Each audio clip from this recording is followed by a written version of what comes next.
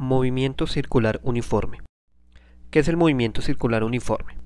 Es un movimiento que se lleva a cabo sobre una circunferencia y en la cual la velocidad angular es constante. Entonces, para entender este concepto, definamos lo que es la velocidad angular. Supongamos que un cuerpo se mueve sobre una circunferencia y pasa del ángulo θ1 al ángulo θ2. ¿Por qué en este caso nos interesan los ángulos y no la distancia? Porque dado que el cuerpo se mueve sobre una circunferencia, la distancia al centro siempre es la misma. Por ende, la única forma de caracterizar esa posición va a ser por medio de los ángulos. ¿Cómo definimos la velocidad angular? La velocidad angular la vamos a definir como la resta de los ángulos sobre el tiempo.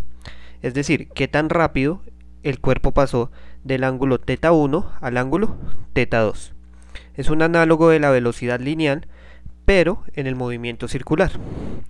Entonces muchas veces ya conocemos la velocidad angular y necesitamos conocer el ángulo. Entonces, ¿cómo hacemos esto? Despejando esa fórmula, ese tiempo está dividiendo, pasará a multiplicar y me quedará que velocidad angular por tiempo es igual a la resta de los ángulos. Y despejando el ángulo θ2, obtenemos que θ2 es igual a θ1 más velocidad angular por tiempo. Es decir, que si conocemos un ángulo inicial, la velocidad angular y el tiempo, podremos encontrar un ángulo final. Ahora bien, a un movimiento circular está asociada una velocidad tangencial. ¿Qué es una velocidad tangencial? Es una velocidad lineal que se representa por medio de un vector que es tangente a la curva. ¿Qué quiere decir un vector tangente? Supongamos que esta es la circunferencia, las velocidades tangenciales estarán dadas por los vectores azules. Entonces notemos que ese vector toca esa circunferencia en un solo punto. Eso quiere decir tangencial, que el vector solo va a tocar a la circunferencia en un solo punto. Entonces, en este caso, la relación entre la velocidad angular y la velocidad lineal está dada por medio del radio de la circunferencia. Entonces la velocidad lineal será igual al radio de la circunferencia por la velocidad angular. Notemos que como es un movimiento circular uniforme, la velocidad angular es constante. Por ser una circunferencia, el radio será constante. Y como conclusión, obtendremos que radio por velocidad angular será una constante también, es decir, que la velocidad lineal es una constante. ¿Qué quiere decir eso en este caso?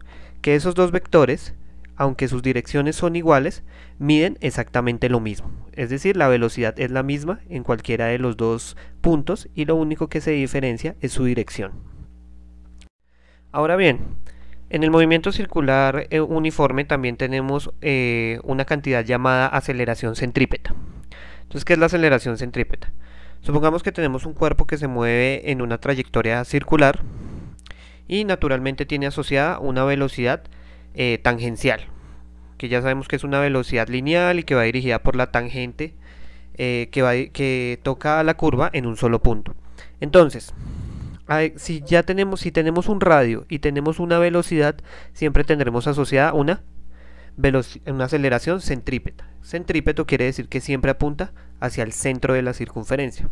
Así pues, la aceleración centrípeta está definida como la velocidad tangencial al cuadrado, es decir, cuánto mide ese vector al cuadrado dividido el radio de la circunferencia. Naturalmente, por la segunda ley de Newton, nosotros sabemos que si tenemos una aceleración, también tenemos una fuerza. Y a esa fuerza le llamamos la fuerza centrípeta. Entonces la fuerza centrípeta será igual a la masa del objeto por la aceleración centrípeta. Y eso, reemplazando lo que está en la fórmula de arriba, obtenemos que será la masa por la velocidad al cuadrado sobre el radio. Entonces, ¿por qué existe esta fuerza centrípeta? Porque recordemos que según la primera ley de Newton, un cuerpo tiende a continuar su movimiento en línea recta. Entonces necesita una fuerza que constantemente le esté cambiando la dirección al movimiento. Esta fuerza es la fuerza centrípeta.